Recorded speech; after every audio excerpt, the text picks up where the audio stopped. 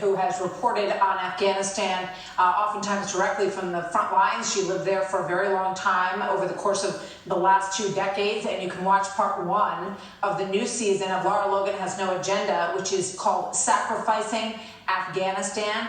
It is available now at foxnation.com. An excellent series. Lara, good to have you with us today. I'd like to begin with this soundbite from Face the Nation between the Secretary of State, Tony Blinken, and CBS anchor and reporter Major Garrett. Let's watch. Someone in our audience might listen to you, Mr. Secretary, and say, oh, so we have to ask the Taliban for permission for American citizens to leave. True or not true? They are in control of Kabul. That is the reality. That's the reality that we have to deal with. So that's where we are, Lara. Your thoughts on that as we start today? Well, you know, Martha, what you just heard was the Secretary of State for the United States of America, the world superpower, bowing to a terrorist group. That's who the Taliban are, and not just any terrorist group. They are the terrorist group who were responsible for 9/11. So on the 20th anniversary of 9/11, as that approaches, you, instead of having a U.S. government and a nation that is standing up to terrorists and holding them accountable for 9/11, what is the United States doing? Well, they're deferring to the Taliban. They are deferring legitimacy, international legitimacy on them. They are not using the power that the United States has and can bring to bear that could change this in a heartbeat. They are negotiating with terrorists, which is against U.S. law.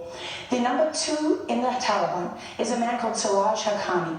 He is head of the Haqqani Network that has been a foreign terrorist organization, an FTO, designated since 2012. Okay, the man who has been running the talks, Anas Haqqani, and his uncle, another Haqqani family member, is a wanted terrorist. Both of them wanted terrorists. They have been in the Doha talks. They have been side by side with the U.S. presidential envoy, Zalmal Khalilzad. And what has happened is that the American people have been deceived. They've been lied to by their leaders. And the United States is elevating America's enemies, including the Taliban, but not confined to the Taliban. This is a betrayal, not just of the Afghan people. You know, what Americans forget is that after 9/11, we asked the Afghans to help us. We asked the rest of the world to stand by us. We asked the Russians to let us use their bases in Tajikistan and Uzbekistan. We need strategic partners. And what this has done is, apart from the fact that it is just an absolute false narrative that we have created, the United States government has created this narrative. The military, the State Department, the White House, they are saying to the world, the Taliban is in charge here. We are not really a superpower, because if we were, we would use our power, which we're not. And those, I won't take you, unless you want me to, I won't take you through the range of options, but there are literally hundreds of options. And we could turn this around in a heartbeat, and we're not doing that. But what we're doing more than anything else is we're saying the whole idea of America, American power and authority and moral authority, is a bankrupt idea.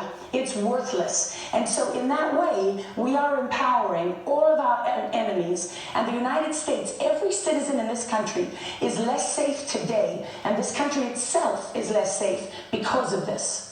I mean, it's a shocking and sad display, as you laid out there, Lara, and I read a number of the options that you lay out that we have at our disposal as the most powerful military in the world to basically lock down this area, to go in, to get the people out that we need to get out, and to do this on our own terms and not to listen to the Taliban and have them dictate where we're going now. I think it is absolutely shocking to listen to that from the Secretary of State as well. And Martha, yeah. Go ahead. You know what? We have this false idea that getting out the American citizens is the only thing we have to worry about. All that does is reaffirm to the world that we don't care about our allies, that we care only about ourselves and we're serving ourselves. That is the worst thing that the United States can do in this moment.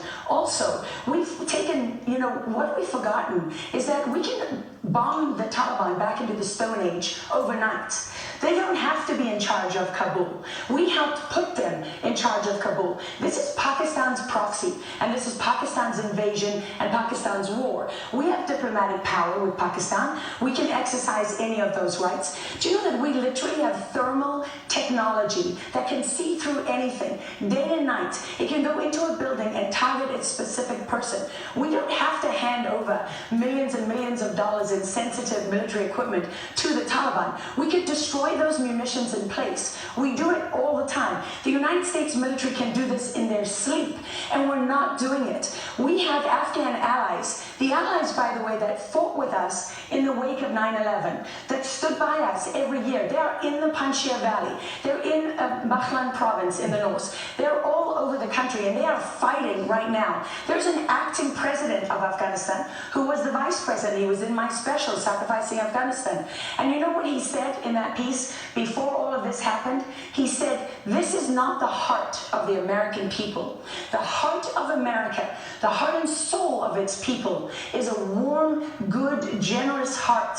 That's not what you are seeing today. The Biden administration is projecting to the world that the heart of America is evil and morally bankrupt to its core. And Martha, I'm going to tell you, I have literally spoken to over 100 people in the last few days. Americans are rising up to say that they will not, we the people, will not be represented by these people in this way. We will not be part of this shame or this betrayal. American soldiers on the ground are rescuing people. The Department of Defense is telling them not to. American contractors are rescuing people. The Department of Defense Contracting Agency is warning them that they'll be punished if they help and save people. The Americans are starting to form networks. They're raising money for planes. They're raising money for fuel. They're sending food and medical supplies to the Panjshir Valley. What is happening here is a groundswell. You are literally seeing Americans stand up and say, we're done. We are not going to be misrepresented by these people anymore, because they know that if the American people don't stand up right now, this is a defining moment. They will go down in history as being as evil and rotten and dishonest as the Biden administration and all of the people, by the way, many of them in the Trump administration, some of them in Obama's administration, and also going back to George Bush. This is not a Democrat-Republican thing. This is not a left-right thing. This is a moment for all leaders in America and people on both sides to say, we will not, we the people, will not betray the people who stood by us. We will not be part of this shame, and we will not be put at risk as a nation and as individuals, because you are empowering America's enemies and installing Al-Qaeda, the very people. Think about all the people whose relatives died on 9/11. Are you really going to take those responsible and you're going to recognize them as a government? You're going to give them U.S. taxpayer money. They're going to have access to the IMF and the rest of the world, and the European nations, they're doing the same thing. And not because they want to. The French are livid. Okay, they are absolutely furious. They're providing air cover in the Panjshir Valley to our allies. And the Biden administration has yet to even acknowledge that our U.S. allies, you know, everyone said the last point, the Afghan Special Operations Forces did not surrender and fall apart. They are in the Panjshir Valley and other places, and they are fighting back. Lara Logan, thank you very much, Lara. Great points across the board. Let's go back to this Pentagon.